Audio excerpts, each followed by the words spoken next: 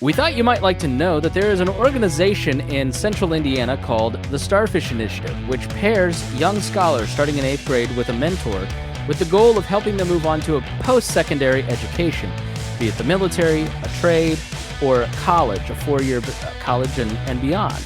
And both the mentors and the scholars get a lot out of this. And today, my guest, Crystal Givens, the president and CEO of the Starfish Initiative, will help us work through how this works. So stay tuned right here on the Chris Spangle Show. Crystal Givens, thank you so much for joining me here on the show today. Thank you so much for having me, Chris. So I am excited to talk about the Starfish Initiative. I think it is such a great program, and I've used it as an example so many times in talking with friends. Can you tell us, first, you're the president and CEO of the Starfish Initiative, and what is the Starfish Initiative? All right. Thank you for asking. And we are a nonprofit organization based right here in Indianapolis. And our goal is to ensure that students in high school have what they need in order to succeed. I know that that's pretty broad, but what that means is that we connect our students, and we call our students our scholars. We connect scholars who are 21st century eligible. So all of our students are coming to us as a part of the 21st Century Scholars Program. And they come to us within their 8th grade year.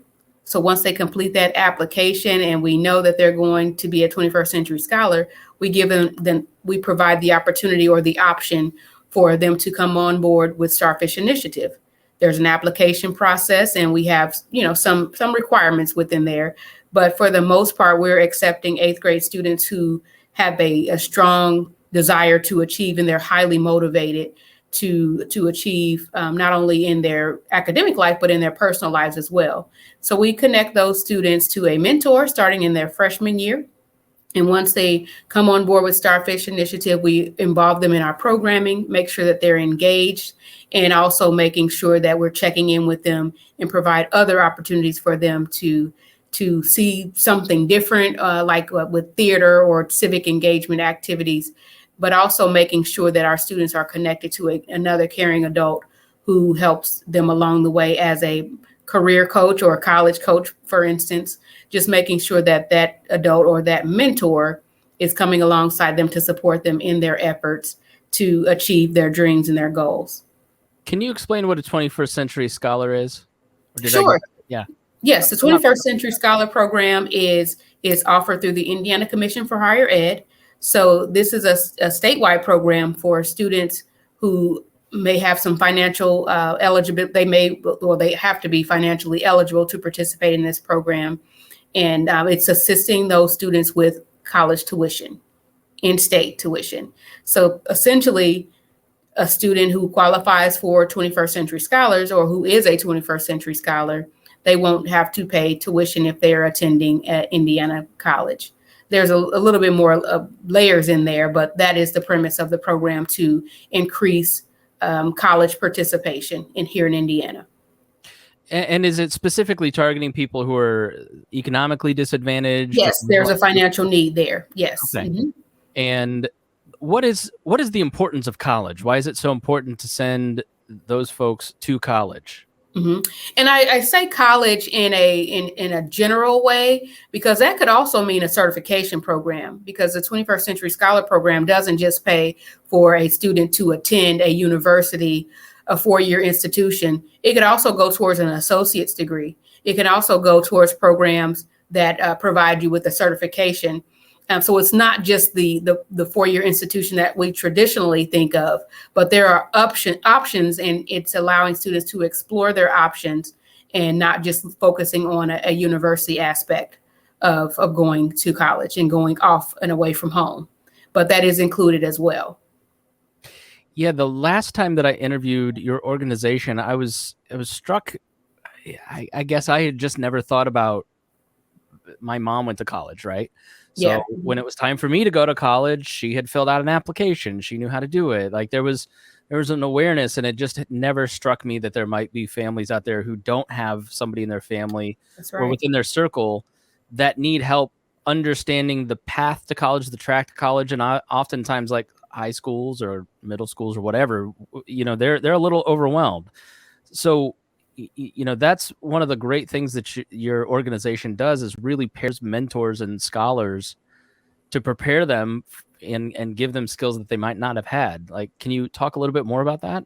Yeah, that's right, Chris. And I would really, I want to piggyback on your first statement that you saw someone in your own household who went to college, and how that pretty much set the standard for you. You didn't have to go outside to seek that. So with a lot of young people, a lot of scholars, a lot of students across the country, not just in Indiana, that is not the experience. And I will use myself for an example. That was not my experience growing up. I knew people outside of my home who went to college. And in particular, I knew two people who went to college. And the college they told me they went to, I was like, oh, okay, I want to go there, just because the way they talked about the college experience, and just for me to hear their experience from their eyes made me that much more intrigued and wanting to know what that was all about. So I did choose to go on to that college, and I didn't hear it from someone in particular in my home, but it was a close friend, close relative, and two close relatives. And so just being that person, that a young person that's in the 8th grade, maybe, that they may have never heard of anyone from their family or close family going to college, but just exposing them to someone, that one person could change the trajectory of their future. And that's what we're all about, and why we want to work with mentors who are excited to come alongside that one person, to be that coach, that cheerleader, but also to be that person to correct them sometimes, and be that person to help get them back on track, and just helping to be that resource for parents as well. Because if in my instance, and using myself again as an example, my mom didn't know, my dad didn't know, my grandparents didn't know, they had never attended college. So that you don't know what you don't know. So just having a person who has knowledge and experience in those areas can open the door for many more experiences and many more options for a young person. And that's what we're really all about too. We're wanting to motivate, encourage, and really help these young people to set the bar high for themselves, and letting them know that you can reach beyond the stars, because your life, it matters. Your life matters, and what you plan to do in your life, it matters. And we are a group of people in this nonprofit space who want to help you get there. So we talk to a lot of high school students, because we're broadcasting on Indiana high school and college radio stations. College is so expensive, and I'm sure there are people kind of debating whether they should even go. Make the case for college and why it is important for one of your scholars to go to college, and how does it change the trajectory for them oftentimes? Mm-hmm. And I want to make the case for the many options, and that college is there are many options that fall under that word college. Maybe secondary education would be post-secondary education. Yeah, and you are not limited in your options. So just making sure that you explore the options, and whether the option it comes through the military, because there's another way. That's another avenue to get education and further your education, through the military, and again through the trades and those programs, and then also going to a university, whether it's a 4-year or 2-year institution. I do believe that all of those avenues would work depending on what that scholar is looking for. There are multiple avenues to help you get to the goal. And I am a strong proponent of education.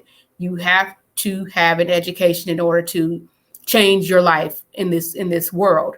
And education will set you apart from the competition, or from those who are not furthering their education. So education really makes a difference in our lives. And it's not just a matter of making more money, but it does change the quality of your life as well. And if you have some dollars to back that up through 21st Century Scholars, hey, that makes it all better, and that makes it even that more compelling to say, I'm graduating with no debt. Yeah, because I don't have that same story. So let's get down to kind of the details of what the relationship between a mentor and a scholar is. Like, if is it like a big brothers big sisters situation where you meet up once a week or month, or is it there a structured activity? Like, if you become a mentor and a scholar, what happens? How does that work between the two? Sure. So a mentor and a scholar, we are making sure our mentors and our scholars understand that this is a relationship that we want you to have throughout the rest of your life. This is not just to help you graduate high school. This is someone who is investing in your future, investing in your right now in order to help you to, again, reach those goals that a young person has for themselves. And although we know those goals are going to change, but this is a caring adult who's coming alongside you to help you grow and to help you reach your potential. So that relationship is really one of the best relationships that a young person could have. And I'll just segue for just a second to say that everyone, and I'm sure you can attest to this as well, Chris, everyone needs a mentor. I myself still have a couple of mentors that I go to for that correction, for connection. I cannot second that enough. I mean, for the beginning of my career, I'm almost 40. I would not be living out my dream job if it weren't for mentors. Yes. It's incredibly important. Yes, incredibly important. And our Starfish mentors, they're coming alongside because we're starting the youth scholars, start the program in high school. So they're coming alongside their freshman year because there are certain standards and things that you expect to happen at the end of the freshman year. Like there's a portal called ScholarTrack that the state has implemented for the 21st century scholars and for all students across the state. ScholarTrack just helps you to give some tasks that you need to complete before the end of your freshman, sophomore, junior, senior years in high school. So the mentor can help with that. But also the mentor is helping to goal set. The mentor is also helping with some financial literacy.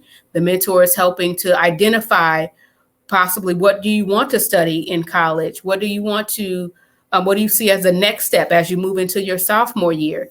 And I'll skip ahead to senior year. The mentor is there to make sure that the plan is already set before second semester of senior year. You know what you're going to do. And that generally happens at the end of junior year, but we know sometimes that there are still some outstanding items or tasks to get done, like determining exactly what school you're going to go to, because there may be multiple offers. We have quite a few of our scholars who have gotten accepted into multiple schools. So we want them to drill that down before the end of that fall semester so we can help them to plan for going on to college or going on to the military. So it's really about where the students are in their journey, and they're meeting the students where they are. And they're also not only that student, but they're meeting the families where they are. And we have had many, many, many mentors come back and tell us that they think that the scholars think that they did so much for them, but in turn, the scholars have done so much for that mentor. So it's very rewarding on both ends. And we love hearing the stories of how our scholars and mentors have gotten mutual benefits out of these growing relationships, and how our scholars and mentors have kept in touch after so many years. And I actually just got a message from one of our mentors. I think it was about 4 years ago. She was involved with her scholar, but she just attended her scholar's wedding. So these are lifelong relationships that we're building between our scholars and mentors.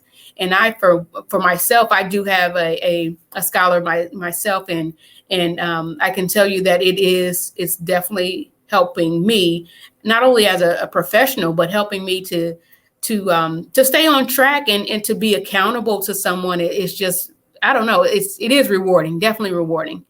How so? How are you accountable to the scholar? Because I just cannot let her down. I feel I am committed to her success and committed to finding the best and most important resources for my scholar to ensure that she is successful, and that I'm setting her up for success, not only today for her as a sophomore going into her junior year, but for her future. So her knowing already that what college that she wants to attend, I went on the college tour with her. Her family is also involved, but she and I went to Hanover together, and just talking about some of the things she enjoyed about it, didn't enjoy, and then, making that list of pros and cons and being able to bounce those ideas off of someone else. It's always helpful. And that's something that I still do today with other people. Like I said, my mentors. So, just having that valuable person to not judge you, but just to give you that insight that and that wisdom. We're looking for people who can provide wisdom as well, because it's beneficial. We tell our scholars, you may not get it now, but I guarantee you, you'll get the lesson one day. It'll come back and like, oh, that's what she was trying to teach me. Yeah. Wisdom is wasted on the young. I forget what the phrase is. And I think that's such an important part of mentoring. I've I mean, even in my mid 30s, I've had mentors that have pushed me to see beyond my own potential. They see something in me that I didn't see in myself. They, push you to kind of see the world in a different way. And I think when you're young, and you tell me if you see this, not just the accountability. I'm sure you're checking in with somebody. Oh, did you get this application done? I'm sure many of your scholars are self-starters automatically. Yes. But just to have somebody say, you can do this, and have you ever thought about this? Because it's actually way easier than you think it is. Exactly. Yeah. Please continue. Oh, yeah. So I was going to say that's one of the biggest components of being a mentor, because we've been there, and helping our scholars to understand you're not in this alone. I've walked that road too, and this is a mistake that I've made that I don't want you to make. Now, granted, we're all going to still make mistakes, but having someone who is caring and understanding and can be that person, that a shoulder you can lean on when you do make that mistake to help you back up, is pretty critical as well, because no one wants to be beat up for the mistakes that they made. Here's how I got out of it, providing some alternatives and providing solutions. So how does somebody become a scholar? Great question. The scholars, we are recruiting scholars right now. We are just contact Starfish Initiative. Go to our website. You see it scrolling at the bottom of your screen. Go to our website and reach out to us, because we want to make sure that the scholars understand their expectation. So we have, you can place your interest there, but we don't want anyone to apply, go through the whole application process before they understand what the expectations are, what the commitment is to this program, and knowing that you have to put something into it in order to get something out of it. And then what about a mentor? If somebody's listening and they want to sign up and mentor, what are your qualifications for that? Yes, so our mentors are professionals, so you need to be a professional in the space, and we do have a current requirement for mentors to have college experience. And again, like I said, that could vary. So just contacting us with your interest in the mentor role. That's an interesting point, because the last time I interviewed somebody, I don't have my bachelor's. I have like 65 credit hours. Like, aw. So did that change? I went to college early on now, but I am a professional. Yes, so that's why I said it. We do not let that be a barrier, because there's a lot of great people out here who are ready and willing to be mentors and are ready to pour into our scholars, and we don't want that degree to hold them up. So there's experience, you have college experience, so come on board and sign up to be a mentor, and we take you through an orientation process. There's also some certain standards that we have our mentors to do. There's a background check as well. And then our mentors are prepped on what their expectations are also. So we don't want anyone to take this lightly, because this is a commitment that our mentors take on, and it is a volunteer opportunity. So it's not something that, you're getting paid to do, but volunteering your time is really helpful to our organization and really critical to us meeting our mission. So I'm sure maybe there's somebody out there listening going, I don't live close, or I don't have time, but I want to support your work because you're doing a great thing. I imagine you take donations, or how is your organization funded? Oh my goodness. Yes, we do take donations. We are always happy and ready to take donations. And we do accept individual donations on our website at starfishinitiative.org. But we are also funded by foundations and corporate support. So we do a lot of grant writing as well.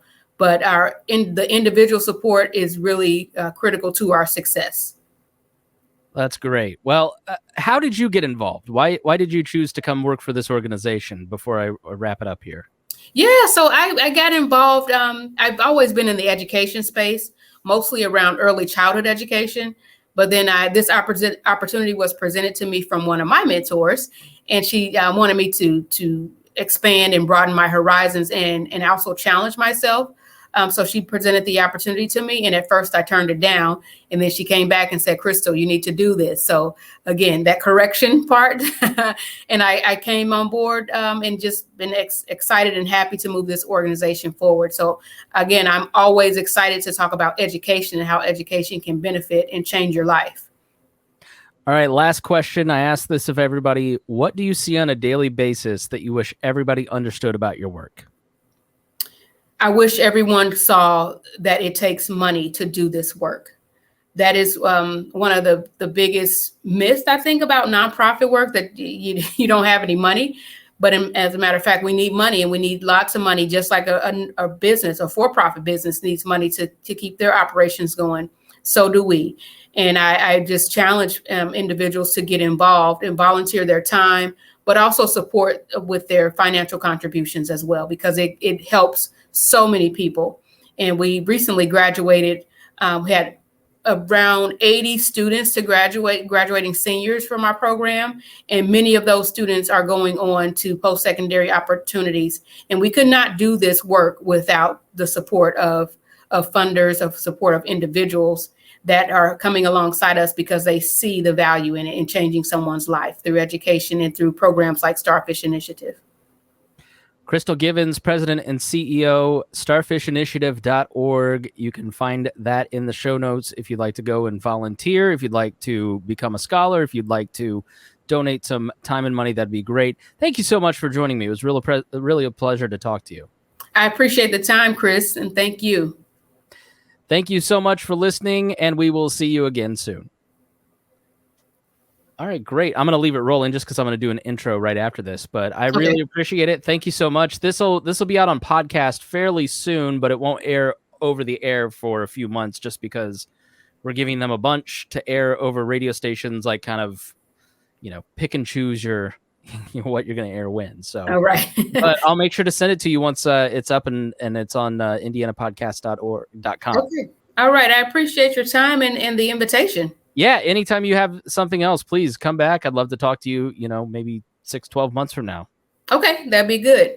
All right. Thanks so much. Okay. Take care. Bye-bye. Bye-bye.